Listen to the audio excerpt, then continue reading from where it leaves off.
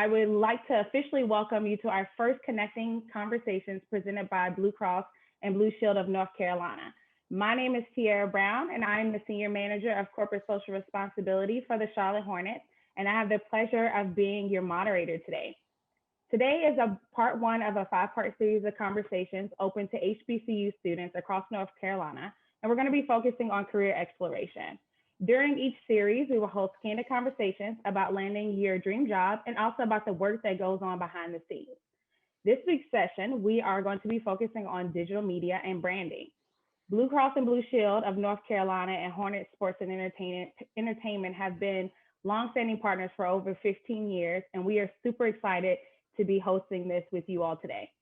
We'll kick off today's conversation with questions submitted in advance to our HR professionals from you all. And then we will go into candid conversations and a Q&A with our panelists. With that, I'd like to welcome Alison from Blue Cross and Blue Shield of North Carolina's Talent Management Department. Awesome. Welcome, everyone. We know that it's 5 o'clock and it's in the evening, but we hope that we're going to bring our energy, so we hope that you bring yours as well. So thank you in advance. As mentioned, my name is Alison Watkins. I work as a program manager in our Human Resources Department, and I get the pleasure to work with our early career talent at Blue Cross. Essentially, that is our interns and recent graduates who come into our rotational development program. The absolute best part of my job is helping young professionals navigate careers that are not only meaningful, but they're personally rewarding. So I just have really three quick things that I wanted to cover with you today in my opening, and I'm happy to answer some really great questions that came from you as participants that you've submitted. The first thing I'll share is that I've been with Blue Cross Blue Shield for 13 years. I've been in my current role for 3 years. And in coming into this program manager position, there was already an ongoing focus and work being done to ensure that we are engaging our HBCUs of North Carolina, similarly to how we would UNC Chapel Hill, Duke, App State, all those other schools that we partner with. So I've had the privilege to lead efforts specifically around our HBCU relationships and partnerships. And one of the best parts about that is employees that are HBCU alumni that want to be so engaged and want to go back to their campus and represent and share about their career path. So really excited about relationships we've already started to build. And we know that that is more of a marathon and not a sprint, but we've had some really great opportunities to connect. And this is just one of those examples where we're continuing that partnership. I will tell you quickly about the 2 early career programs that we offer at Blue Cross. One of those being our summer internship program. We recently wrapped up recruitment, and I think I see some familiar names for incoming summer interns. So thank you already for your engagement and your interest. We can't wait to have you start in the next couple weeks. So our summer internship program is 10 weeks throughout the summer. Many of our divisions help to engage and commit to providing students with meaningful work so they can get really great hands-on experience and be able to put that on their resume for future opportunities. The other program is our Rotational Development Program, and that is for recent graduates.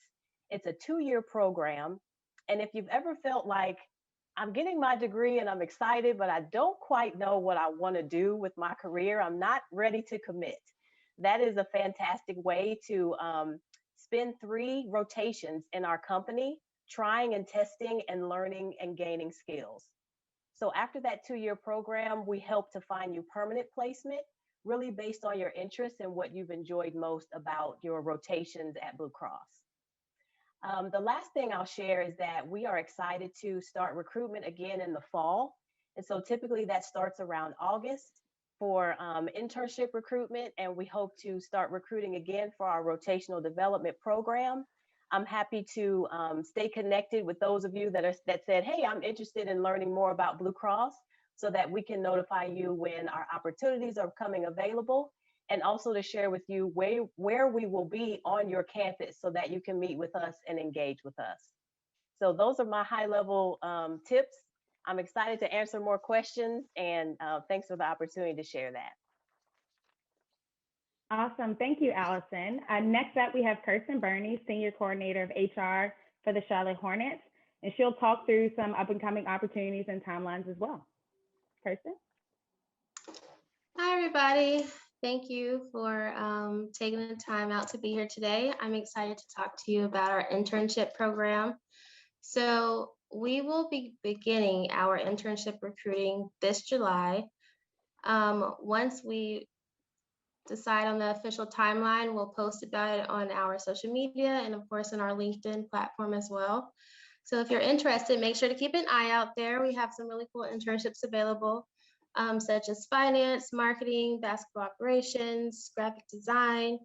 All of our internships and jobs are always posted on our careers website. You can get to that website by going to our website and then going to the career section, and you'll be able to see all of our openings there. We have a virtual intern conference coming up soon also. You guys are more than welcome to attend. If so, I will reach out to the people that we've been working with to set up this call to get everyone's contact information. But the point of the virtual intern conference is to share some information on career building, resume development, interview preparation, interview about our organization in general. If you have questions, if you're just curious what a day in finance is like at our organization, we have sessions for things like that as well. And it's a great networking experience also. So if you guys have any questions at all, I will pass my contact information along to your advisors and just reach out if you want to connect offline. Thank you, Kirsten. Thank you both. So we're actually going to move into some HR specific questions that were submitted by the students in advance. The first question is going to be for you, Allison. Due to COVID, there's been a very limited amount of internship opportunities available to students. If a student that is about to graduate does not have any experience, will that hinder their job chances? Yeah, first of all, I want to just recognize again, we had some really great questions. And I think this is one that is just really natural to have some concerns about as a recent graduate. My perspective is that you aren't at a disadvantage. If we've learned anything, we know that there is lots of interest in talent, specifically at historically Black colleges and universities. So there has been, we know that there should have always been a strong focus there, but there's even more of a focus. And I would encourage students to leverage what they have right where they are. So if you're coming out, your credential is that you have that degree within your discipline. I would also say to think about other skill sets that you have to offer, and that could be volunteering experience. It might be part-time jobs, or even, if you had to support yourself in a full-time capacity, those are still valuable experiences. And the other tip I will share is that there are certain companies like Blue Cross Blue Shield that hire early career programs, which means that there is essentially no requirement on years of experience. The focus is that we know we're hiring you directly, and this is your first opportunity at a company after graduation. So that is specifically what our rotational development program is focused on. There's not a years of experience requirement. We don't expect you to have internship experience. That's a plus. But you're curious about Blue Cross Blue Shield, you have an interest in healthcare. And so those things are also, I think, really great things to be looking out for, especially if you have some limited experience. Thank you, Allison. Amy, as a Hornets Talent and Acquisition Specialist, do you have any advice for the students about this question? Hi, everyone. I'm Amy. I would just add that, I think there's an understanding, obviously, that the past year's been really hard to get experience like that. It's kind of hit every level. I've interviewed many people for different level roles. Some people haven't worked for like a year, so I think there's definitely an understanding there. And like Alison said, add things like your volunteer work, your part-time roles. They're all transferable kind of skills. Also things like any projects you've worked on at college that could be relevant to the role or the internship. There's lots of different things you can add on there that show your skills.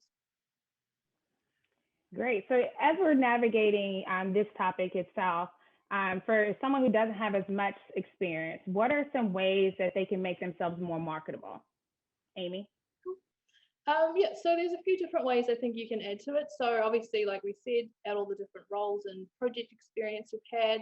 There's things like you can be networking, reach out to people, attend events like this, do relevant online courses. You never know when you can connect with someone, get a new mentor. Yeah, connect with someone from a company you're really interested in. And I would say do research on the companies you're interested in. You know, find out about the places you want to work, learn about their values, learn about what they do for the community, learn who their kind of exec team are. Just do as much research as you kind of can. Another thing is to really practice and hone in on your interview skills, because once you've got that interview for like an internship or a part-time role or any kind of role, this is really what's going to kind of seal the deal. So I would practice. You know, there's a lot of focus for interviews on like behavioral questions and competency questions where you kind of give an example. So, you know, if you Google competency-based questions or behavioral questions, there'll be like hundreds of examples. So these are all kind of ways that you can kind of get prepared and market yourself. Awesome. So Alison, would you like to chime in on this one? Or do you have any advice in terms of how students can make themselves more marketable? Yeah, I think Amy had a really great list. The one other thing I would say is don't underestimate your participation in events like this. Because the fact that we actually track how many participants attended, we're looking at names and we're actually recognizing those that are repeat participants. So that actually gets our attention because it means you have a genuine interest in learning more about our companies and what we do. So I think that's another great thing just to be aware of. You know, where is the company that you're interested in? Are they going to be on campus? Do you have an opportunity to engage in like a drop-in hours where you'll be able to talk to a company rep one-to-one? And there are a lot of opportunities, as Amy mentioned, to even look inside your network and specifically look for alumni from your school. And that's a great kind of intro to say, I'd love to talk more about what you do at this company and can we have a conversation? Awesome. I hope you guys are taking some good notes. Those are some really good tidbits there that I think can be definitely helpful. So our final answer from an HR perspective is for both Amy and Alison. What are the most important things that you look for on a resume? Okay. Do you want me to start?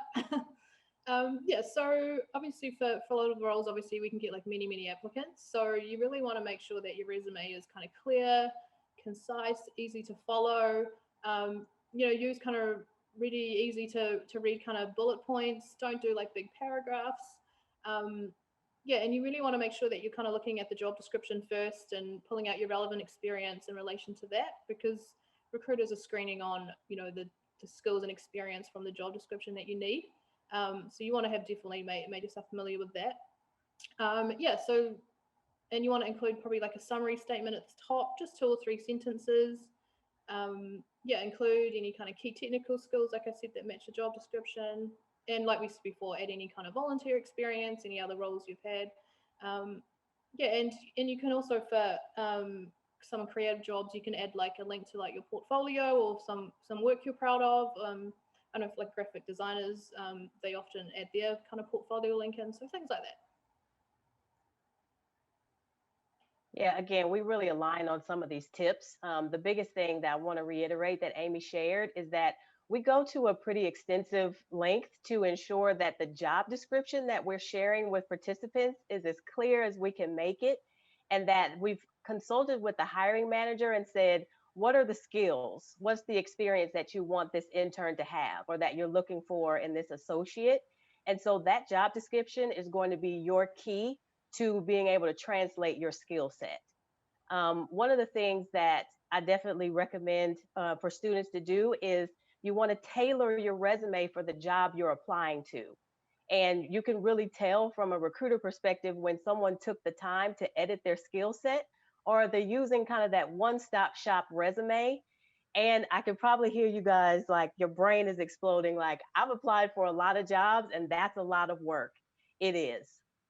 And so like, but that will pay off for you on the back end. And it's something that we can definitely pick up on. Simple things that can kind of differentiate and sometimes are unfortunate is when, you sent that resume to Fidelity and then you sent the same information to Blue Cross and it still had the Fidelity content on there. But it's a real thing. So that's an indicator of if you're paying attention to detail. And those are things that we would definitely pick up on. But we're also we try to be as lenient as possible, understanding that, students are learning as well. And so we do, where it possible, make accommodations for that. But those are some very key tips that I would take with you, not just now, but throughout your career. I think Alison and Amy, you guys touched on some great things there. Two things that I took away from it is tailoring your resume. Details are very important. And then also, Amy, you mentioned too, brushing up on those interview skills. If you do it now, you're prepared whenever you get that call. So thank you, Alison, Amy, and Kirsten for the wonderful insights. And I hope you all really got a lot of information out of that. So before we would dive into questions you all submitted for our digital media and creative services team members, I'd like for all of our panelists to introduce themselves. So we'll go in order, Margot, Chris, John, Wes, and then Ryan.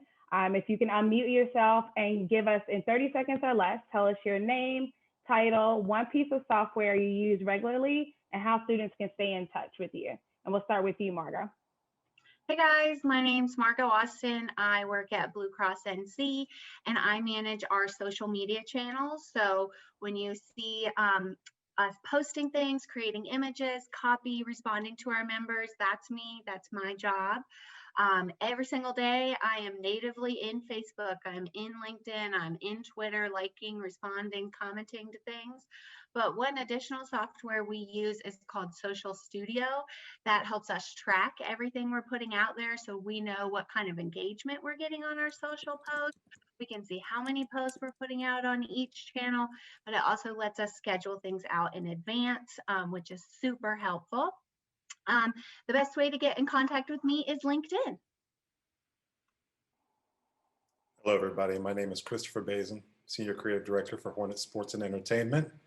Beyond Adobe products, one piece of software I use surprisingly is Microsoft Outlook to keep myself on track as it relates to scheduling meetings, managing timelines, reviewing creative with my design team, and staying connected with other areas of the org. As a person who's responsible for overseeing the brand, there's a lot of traffic that I see on a daily basis. So try to find one way to centralize as much information as possible. You can find me on LinkedIn as well as Instagram and Twitter at Chris Bazin, at KrisBazen.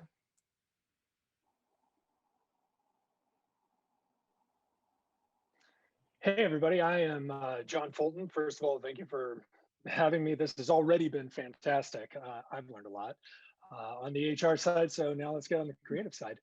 I completely agree with, I'm a senior multimedia developer at Blue Cross Blue Shield of North Carolina, because we love to say our full name. And what that means is basically I am constantly looking for ways to create content, how we create content, how we are going to share that content and engage with our internal employees and our external members. And potential members. So just like Chris, I would say a piece of software I use is Microsoft Teams, because we are constantly talking about where projects are, where things are, how things are doing, constant conversations. It's good to multitask. But other than that, it would be Premiere and Photoshop and any other thing in the Adobe suite that can make a project better. So it's about my 30 seconds. No worries. Sorry, if anybody wants to go in LinkedIn, that's my jam. Okay. Awesome. Thank you, John. Wes? I'm Wesley Robinson with I'm the social media coordinator with the Charlotte Hornets. My job is to basically post pretty much majority of the content that's being displayed to us, whether it's regarding to game day situations, graphics, that's being worked with Chris's team, marketing strategies, Hornets fan shop, ticket sales initiatives, just working with pretty much a hand in every department of being the voice of the organization to make sure that we're posting on every platform. One piece of platform that I use the most is Sprout Social. I like to read and be aware of the conversation that's going on in the world, whether it's good or bad.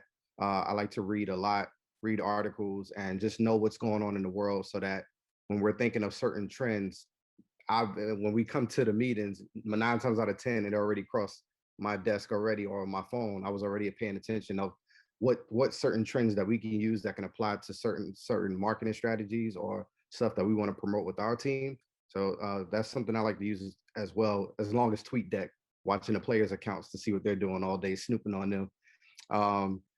And yeah, that's pretty much it. Oh, I'm sorry. You can reach me on Twitter at Wesley X Robinson. You can also reach me on LinkedIn and on Instagram, Wesley D Robinson as well. And then Ryan. Yes, my name is Ryan Urquhart, and I am a principal interaction architect at Blue Cross Blue Shield of North Carolina. And piece of software I use on a daily basis would be Microsoft Teams and Adobe XD. My primarily job responsibilities include developing digital applications for our external as well as internal members or customers at Blue Cross Blue Shield of North Carolina. And you can mainly reach me on LinkedIn or Twitter. Awesome. Thank you, Ryan. And I believe I missed your message, but you said you want to chime in on one of the questions that was asked during the HR portion. Yes, it was the question around the skills and qualifications one should definitely have. And I was just thinking about, I would like I know when I'm looking at people who want to interview and come to Blue Cross, one thing I'm always looking for, is this person a self-driven person? Meaning that you're not waiting for that internship. Yes, you applied for it, but you didn't get it. So what are you going to do then? Okay, maybe you have to go and work at Walgreens, but still, what is stopping you from still being creative? You have so many websites out there from Wix and so many other applications on the web. You can go and create your own digital campaigns, images, just create your own portfolio so that when you really get that shot, then you have that portfolio to show off. And to me, it's saying that, hey, I did not wait for that job to come to me. I went and started creating my digital footprint beforehand. And that really is going to set you apart from other people who may be just sitting there waiting for someone to give them a job. I think that is a perfect segue, Ryan, into our first question for the panelists. So I'm going to start with Chris. What are some skills or qualifications one should definitely have before pursuing a career in creative services? Like was mentioned, being a self-starter is key. That's a universal that goes beyond the bounds of job qualifications. But, to get a little more specific, I'd say having a design degree is a great start, but it's not required. However, you will need a strong, versatile body of work that showcases your comprehension of sound design principles across multiple programs and platforms, including print and social media. I look at candidates who have a familiarity working in group environments, whether it be in a sports team or an environment where collaboration and communication are paramount. General awareness of fandom in sports is preferred, as our world moves quickly, and understanding of principles of sport makes for quick and sound decision-making as it relates to the subject matter. So, and then again, just being a decent person, like being willing to talk. One of the things that I'll say time and time again is always seek the win-win. I think that's just something that lives with me universally, whether it's in personal affairs as well as business. Awesome. So John, same question. What are some skills and qualifications you think someone should have before pursuing a career as a multimedia developer? Well, I'd like to preface my answer that I had an original answer, and Chris, I'm going to sound exactly like him because we are going to parallel this. Okay, so here it is. I mean, the technical side of things, that's what you need to know as far as you need to know your tool so that you can effectively do that job and do that job well. You don't have to be the master at it, but you want to master it as much as you can, but you also want to be fluid and continue to learn. That also helps. And I would even say the thing is to understand the jobs that surround your work, because you want to know how the people around you are working and how your work, how you're going to work together. It's good to have a native understanding so that you can all kind of have a technical base and a good place to talk from. Number two would be empathy. Most of the time I like people. I need my downtime, but most of the time I like people, and it's important to like people because that shows in your work. It shows in everything that you do, but especially when somebody sees your work and they don't see it from you, it comes through. Who you are comes through. And the last thing for me that is incredibly important is storytelling. It's understanding how a story works, how it engages an audience. I will say for us as people, it's in our DNA. Sharing stories around a fire, fire, I think that kind of says it all, that it's in our primal basic understanding of things. And so knowing how to do that, bringing that to an organization, sharing a message, being empathetic to the audience and the people around you, it's the best you can be. Awesome. Thank you, John. I think a couple of things between Chris and John is not only knowing the job and having a good body of work, but I think we all started nodding our heads when you heard about having empathy, but then also understanding departments and other parts of the business around you. So Ryan, I'm going to kick it over to you. This is another question that we received from the students is, what do you feel is the current state of minorities represented in digital media and the creative field? So this could be Ryan, it's also going to be Chris, because I know they're talking about creative fields as well. On mute. Thanks. Yeah, so I can only give you my experience in places that I have worked at. So based on that, the numbers really don't lie. Been working in IT as well as sales and marketing for roughly more than 15 years. And during that time, I've only had 2 female managers. All the rest have been males. Have not had a manager that looks like me in my 15 plus years. So there's really still a lot of work to be done. But as of say 2 years ago, my first time I've been on a project where the project owner, the project manager, developer, as well as myself was actually leads on the project. So that was it was really an awesome experience. And that's one thing that I can say that I'm seeing a lot more and more these days. People are really opening up their eyes and just really trying to get representation from all different types of people at the table when it comes to developing applications. And you can look at it one or two ways. And I really want you to look at it not in a way like, oh my God, there's no one look like me, I'm not going there. No, there's an enormous opportunity for you to be at the table because the seat is there and you're going to get your shot, but you just got to hang in there and just really keep a positive attitude. And just for that reason alone, I'm glad to see Blue Cross is really taking an active role in this because they understand how representation not only impacts, our the products that we serve, but as well as the communities outside of that. We have to know the people in order to produce a product that they will actually go out and purchase and use, and just really want to our brand should be representative of that population. So that's my take on my personal experience. A lot of work to be done, but I feel like we're trending in the right direction. I will piggyback off that point to say, I think this is growing, but there's a long way to go. When I entered the world of sports design almost 20 years ago, I was the only person of color on a team of a dozen. When I got into the world of sports branding, I could count the people of color I knew in the industry on one hand. Women designers have also been historically scarce in sports.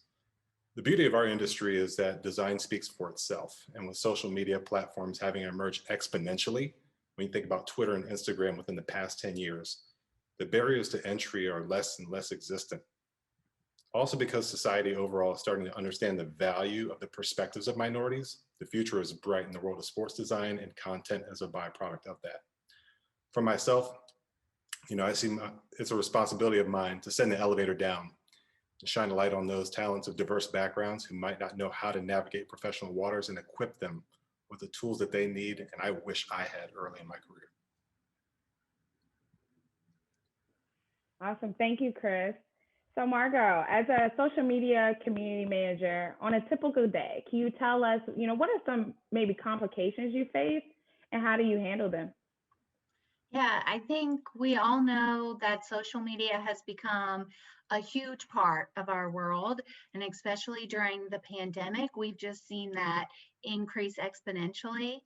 One of the hardest parts, or one of the biggest complications we see, is that social media is now the first point of contact for most people. If they have a question, if they are angry, if they are looking for an update, the first place they end up going to is our social channels, which means I have to be prepared to answer all those questions. And what's hard about that is understanding all the information. Insurance is complicated. There's so many different people involved. It's a provider asking about insurance for one of their patients. It's a patient who didn't get their medication that they urgently need. It's somebody looking for insurance. It's people speaking different languages. I mean, it's coming at you from all different areas. And the best thing I can do to be prepared for that is to collaborate, is to not be afraid to ask questions, is to know the people across the company that I can go to get my questions answered. So that's been the biggest helpful resource to me. And luckily, Blue Cross is full force on collaboration. Everybody on this call has already mentioned Teams. We are on there all day chatting, we are emailing back and forth, and just being prepared to ask those questions, having people ready that you know you can go to that are your experts that can help you respond quickly on your social channel. So John, same question. On a typical day, what are some complications you may face, and then how do you handle them? So I think the complication is I look at things like a puzzle. I like solving puzzles, and for me and my work, it's communication, because we're talking high stakes, and this is a multi-dimensional puzzle to be solved. There's our project, and making sure a project goes from an idea to the end product in a way that all stakeholders and everybody on the team are on board and know where we're going. So basically we have a clear vision and we are moving forward. Small projects, bigger projects, you know, it's all the same thing. It's just degrees. But the way that we solve it, being in this industry, is, you know, fantastic, because there are good ways to communicate. And it is about finding new ways to communicate. And it's also working with people and finding, like, the thing that I like about working with a team and working with people on projects and trying to keep those people is that you learn better ways to communicate. So if I use a piece of music to convey what I want something to be, if I can go to, I mean, we've got a glutton of media out there to go and pull a piece and say, I really like this about it, and go back and forth with ideas. It's just ways of communicating. And I will say, I'm going to go back, I'm going to step out of my lane here, and HR people can say it. But I would say, if you're a graphic designer and you're sending your resume out and you are not using your graphic design skills on your resume, that is, these are the things you're talking about. Every potential moment you have to showcase your talent, show it. Don't wait for people to ask. You say, boom, this is what it is. Look at what I can do. And man, it's that kind of thing. Any way you can communicate with people, any way that, you know, if there's something that you're passionate about, that passion comes through. And so sharing it, communicating it, trying to be clear, going back and forth. I have people that are like, man, I don't know. Whoa, you came at me with a whole bunch of stuff. I don't even know what you're saying. It's fine. I know how to slow myself down now, and I can communicate and say, okay, here's what I like about this. So learn, evolve your communication, learn to communicate with different people and how people do. And again, it goes back to empathy, because meet people where they are, have a great conversation, wheels keep rolling. John, you have several gems here today. I really appreciate that. Thank you. So Wes, this one's going to be for you. As a social media coordinator, what are some important skills you need to excel in your industry? Yeah, 3 steps. I mean, I'm going to play right off of John. Communication is a big deal. It's a huge deal, especially when you're going to be the social voice of the brand. It's a big responsibility, but you also have to be able to know that when you have a target audience, you know how to communicate with that audience in different cities. Things that work in Charlotte may not work well in Atlanta. Things that work in Atlanta may not work well in Los Angeles. So you have to be able to understand that when you're coming in, that knowing when you're creating content and you're working with your team, you know exactly who you're communicating to. Knowing the structure and the history of the city of Charlotte, it makes it better that when you're posting content, that fans know that you're aware of the things around the city, the things that are hip, that are trending, topics that are going on. They know that you pay attention and that you listen, and the content reflects that as well. And there's many ways to communicate. You can communicate with just not just characters, but emojis, GIFs, pictures, stickers, videos. So you have to understand that there's so many different ways. When you watch our content, there may be a time that I just may put use an emoji and the Devontae Graham GIF, but that will get engagement because people know if you're watching the game, that GIF is a representation of what's going on, and it may be a reference to something that he normally does when he celebrates a three or something. So or anything big like a airplane, you know exactly that's Miles Bridges. So it's just things that you know that you can communicate in so many different ways. You have to be very creative. You have to know and scale the board around the NBA. I even do it around the NFL, MLB, MLS, to be able to see how other organizations are being able to come up with content in a creative way, to be able to see what works with us. Are there certain elements about the city of Charlotte that we can add in sometimes with graphics? Honestly, I'm not a graphic designer. I leave that to Chris because Chris is the expert.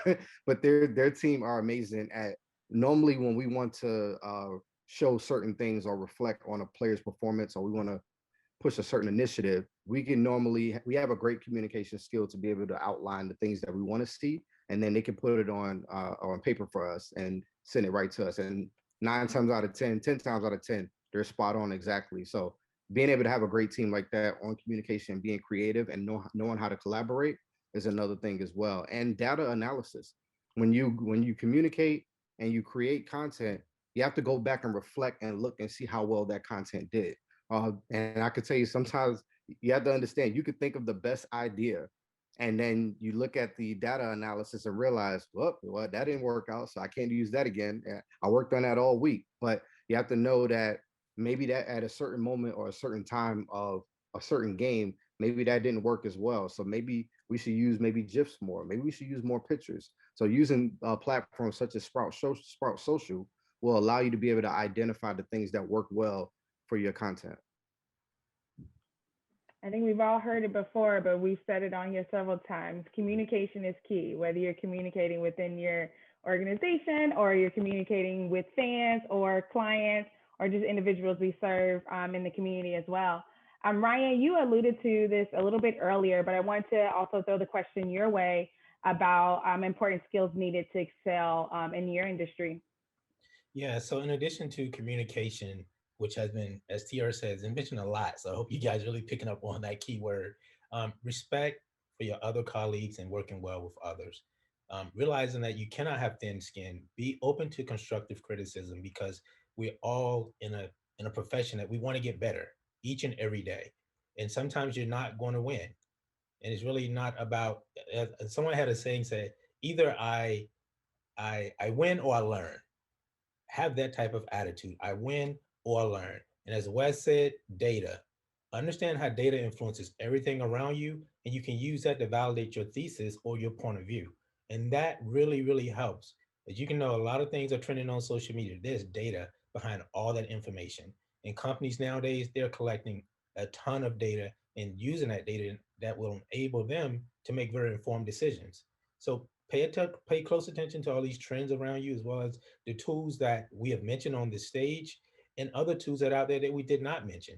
It's like the world is your platform for you to go and just be very creative, but just remember that, that communication and data is influencing everything around you, and respect and working well with others. Those are things that are not on your diploma, but they're just things you must have in your backpack.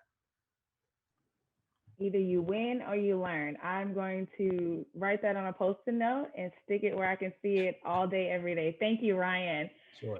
So since we were talking about social media, and I'm sure that's an area of interest of the individuals on the call, for my social media gurus of the panel, how do you make a notable statement in social media with the current events and state that the U.S. is in? Margot, I'm going to kick it off to you to start. Yeah, I mean, obviously this is really relevant this past year. it's become important for companies and organizations to not stay silent, to make a statement. And really at Blue Cross, I'm really proud that they have stepped up and has been just on top of being prepared and knowing that we want to speak on behalf of our employees, on behalf of our members, and make a statement of what's happening in our communities. My job in social media is to make sure when we're making those statements, it comes across authentic, it comes across relatable, and that we know we're representing our employees and our members. And so it's not just making a statement, but there's a lot more that goes on behind the scenes. We want to hear from our employees of, if we make this statement, do you believe in it? Do we have your support in this? And we utilize a lot of our employee networks at the company to check us. Like, is this relevant? Is this relatable? Are we staying true to who we are? Do we do this? If we're making this statement, is this something we've done in the past and we're committing to in the future? So it's more than just putting words out there. It's making sure that we are speaking to our audience and we are connecting with them, and we're going to follow through on the statement we're making. But another big part of that at Blue Cross is really utilizing the thought leaders and the executives at the company. So Blue Cross can make a statement, but when our people make the statement, when our leaders at the company make the statement, it's so much more impactful. I think people really know they're not just putting words out there. They all believe in this, and they all are going to make sure whatever we're saying we're committed to, we actually are committed to. So I think that's just so important at a company to make sure that we're not just putting words out there. We're not just making blanket statements, especially at Blue Cross. We put a lot of thought into it, and it's meaningful to us and our people. So Wes, same question. How do we make notable statements in social media given the current events and state the US is in from a social media perspective? Yeah, I think Margot, she touched on everything. The first step is to be able to stay aware of current events, to be able to understand what's going on, and that we're not tone deaf on any situation that's going on in the world. That we know that certain situations where it's going to require us to be silent and be respectful, especially if it's in particular areas that's very close to sometimes North Carolina. I mean, it doesn't matter where in the country, but just making sure that we're aware of anything that's going on in the world, that we are reading the news, we are watching TV, and we understand what's going on. We just have to know when to go dark in certain situations, and to wait for a statement from our leadership team. If the issue at hand is one that the organization is passionate about, for example, like during the COVID-19 pandemic or the racial injustice issues, we work with our leadership team to pretty much develop a statement that's driven by the team to make sure that this is the stance that the organization is on, and that this is how we feel about what's going on in the world right now. So we like to rely heavy on our leadership team to be able to make those statements. And with the COVID-19 pandemic and racial injustice, I could tell you this is one year that was very eye-opening for me. For most cases, social media is very fun, and it's an opportunity to express yourself and be creative and have a good time. But those are two things from last season, and without playing basketball for 9 months, are things that we had to really dig deep within ourselves, not just and using the help that we had within the organization, not just from the top, but also working just with everybody in the organization on how we can put good content together and make sure to let fans know that, to keep their hopes up that one day we're going to get back to some kind of normalcy in the future. And working with organization leaders to ensure that the organization's actions backs up the words, to know that our content is authentic, that we're not participating, but we are aware of what's going on, and this is how we feel as an organization, putting out a joint statement together. Thank you, Wes. Thank you, Margot, our social media gurus on the panel. So my next question is going to be for everyone on all the panelists here. What advice would you give someone looking to be in your position? Margot, I'm going to kick it back to you. If you want to start first, then we'll go to Chris, Ryan, Wes, and John. And I'll remind everyone as we go through. Yeah, I think a lot of people have already said it, this idea of being a go-getter, but get that experience. Don't be afraid to get out there and try new things. social media is something you can do on your own. So if you don't have the opportunity to volunteer at a company or get an internship, try out those channels. There's so many new channels every single day popping up. Clubhouse, TikTok, Instagram. Just get on there, test them out, see what people are liking, see what's trending. I want to hire people that have experience outside of what I know. So when I'm looking at people's resumes, I want somebody who can do what I can't do. So I'm like, can you do videos? Can you do TikTok? Is that you? I want you on my team. So get out there, try things out, be ready to try something new. Chris? All right. So I've got a few things here. Technical aptitude is key, but an attempt to know the larger business you operate within as a whole is very important too. You got to invest in your internal and your external network. Some core tenets and principles that I live by: always operate with the highest level of integrity, always aim to over deliver, and always seek the win-win. We talked about that earlier. John said it too. You got to meet people where they are. It's so crucial. You can be up here and you want to challenge somebody to be there, but it's okay to step down and bring them up with you. That's so important. Assuming positive intent is another thing. It's very important. Allow yourself to be open to new opportunities to grow, learn, and evolve. And with that, you can't be afraid to make mistakes. Always operate with a heart of service, whether it be to your leaders, to your peers, and to your team. And lastly, one thing that I have to remind myself of constantly: you don't have to choose between humility and confidence. You can be both at the same time. Sometimes we feel as if you got to carry yourself with a degree of modesty and quiet. You're just doing the work. But it's good to be proud of what you've accomplished. You shouldn't feel bad about that. You shouldn't shrink. Own yourself. Be proud. I like that. Wes? Yeah, I would just say always find your passion. One thing that's always been driving me for a very long time is that I'm very passionate about what I do, and there's nothing that no one can take away from me or tell me that I need to do certain things, that I'm already ahead of the game. I always try to stay and make sure that I'm always 2 steps forward above everybody, and it always keeps me going mentally to know that I can never take this stuff for granted. Still to this day, I mean, even in my position as a social media coordinator, I still want to be the best at my position and to be the best in the NBA as far as social in our organization, and being able to work with my team and just always have a good attitude going into work. I can tell you, I've worked with some people with bad attitudes, and you don't get stuff accomplished with 2 negatives. You always have to be able to grow with positive people. You also have to be positive within yourself. Whether you're going to have many bad days, you're going to have days that jobs are just not going to respond back to you. You're going to have days that you just really will want to give up or switch gears, but you got to be able to dig deep and be able to fall back on your passion. I've been there, I've done that. I've always had that passion to be able to pick me back up and to know exactly what I wanted to do in life. And when I came in, when I entered college, social media was a new thing. I didn't really think that was going to be something that organizations was going to pick up on, and that'll be a career. I really want to be a journalist, but I've had to switch gears many times. So you have to be open to new things. As I'm talking right now, social media is going to shift in 5 years. It's going to shift next year. Now, Margot talked about Clubhouse. There are going to be new things that's going to pop up. Twitter Spaces. There are things that just TikTok. I'm just thinking of stuff on the top of my head that just keeps coming, and you have to be willing to adapt and know exactly how you're going to apply that to your skill set and how you're going to master it and how you can provide any services for any job that you're applying for. And then John, take us home. What are some advice No that problem. you can give someone?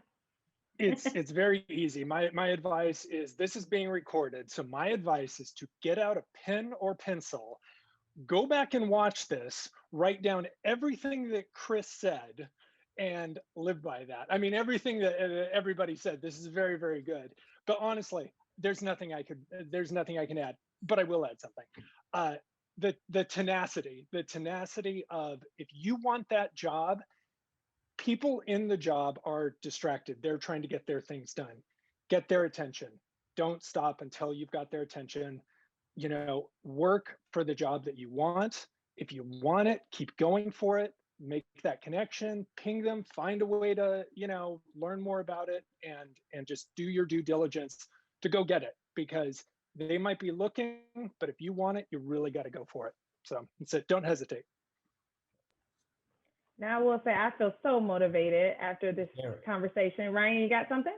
Yeah, I didn't. Go for it. Go for it. I saw the finger. Go ahead. Yeah, I have a lot of points about this one. One, you don't owe anybody an apology for being successful. Always remember that you're doing everything to better yourself. So it really doesn't sound right. You're already successful, in my opinion. You don't owe anybody an apology for that. And thus far, realize that everything in your life as you're going through college has been very linear. You get a good grade, you pass the course, you become a junior. Good grade, you pass, you become a senior. Corporate America works different. It's really not linear. It's a spider web, pretty much. So just prepare yourself for that. Another thing is understand money and how to make it work for you.